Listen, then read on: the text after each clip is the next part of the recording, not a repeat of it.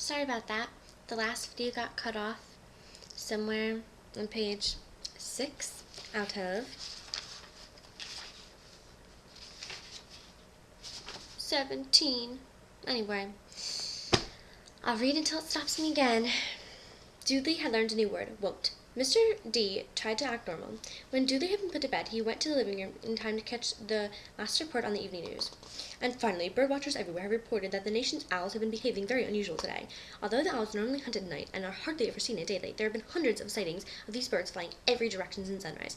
Experts are unable to explain why the owls have suddenly changed their sleeping patterns. The newscaster allowed himself a grin. Most mysterious. And now over to Jim McGriffin with the weather. Going to be any more showers of owls tonight, Jim?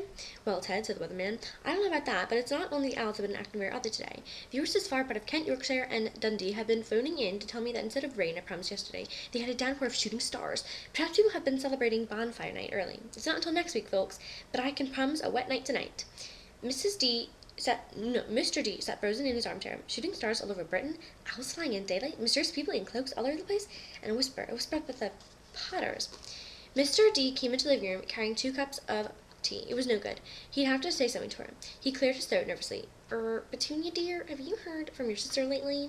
As he had expected, Mrs. D looked shocked, if angry. After all, they had normally pretended she'd have a sister. No, she said sharply. Why? Funny stuff on the news, Mr. Dursley mumbled. Owls, shooting stars, and there were a lot of funny-looking people in town today. So? Snapped Mrs. Dursley. Well, I just thought maybe it was something to do with, her crowd. Mrs. D sipped her tea through pursed lips. Mr. D wondered whether he dared tell her that he'd heard the name Potter. He decided he didn't dare. Instead, he acted casually as he could. Their son, he'd be about Dudley's age now, wouldn't he? I suppose so, said Mrs. Dursley stiffly.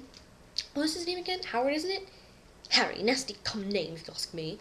Oh, yes, said Mr. Dursley, his heart sinking horribly. Yes, I quite agree. He didn't say another word on the subject as he went upstairs to bed.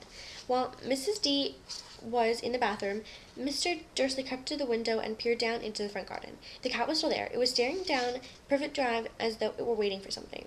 Was he imagining things? Could all this have to do with the Potters? If it did, if it got out that they were related to a pair of, well, he didn't dare. He couldn't bear it. Well, he couldn't bear it. Okay, there we go.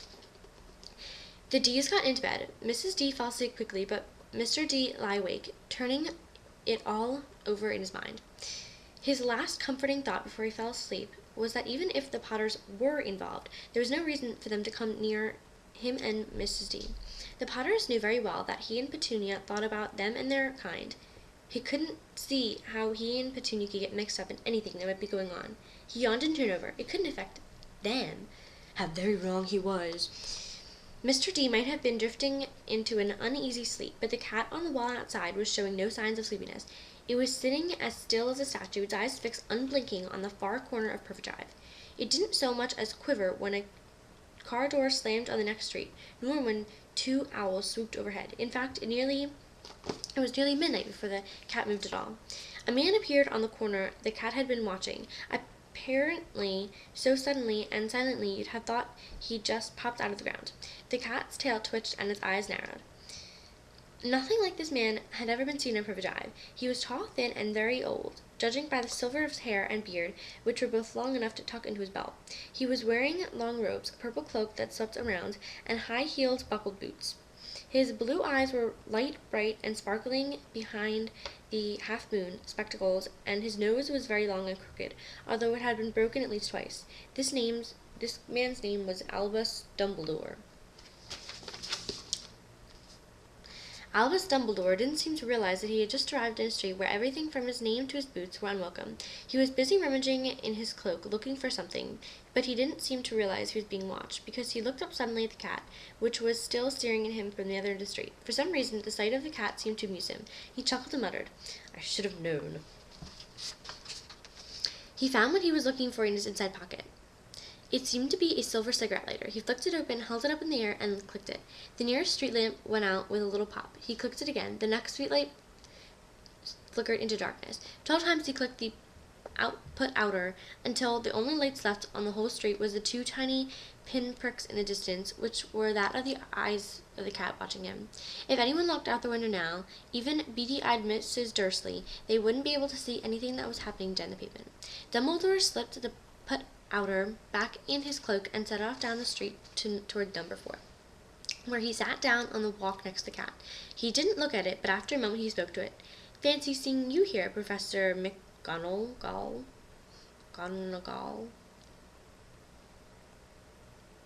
He turned to smile at the tabby, but it had gone. Instead, he was staring at a rather severe-looking woman who was wearing square glasses, the shape of the markings the cat had around his eyes. She, too, was wearing a cloak, an emerald one. Her black hair was drawn into a tight bun. She looked distinctly ruffled.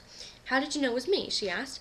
"My dear Professor, I've never seen a cat so stiff."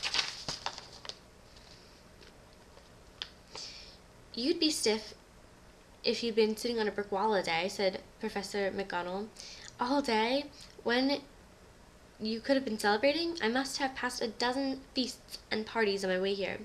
Professor McGonagall sniffed angrily. "Oh yes, everyone's celebrating all right," she said impatiently. "You'd think they'd be a bit more careful. No, even the new muggles have noticed something's going on. It was on their news." She jerked her head back at the Dursleys' living room window. "I heard it. Flocks of owls shooting stars. Well, they're not completely stupid. They were bound to notice something. Shooting stars down in Kent. I bet it was Diggle? Duty Diggleless. Doodleless Dill. He never made much sense." "You can't blame him," said Dumbledore gently. We've had precious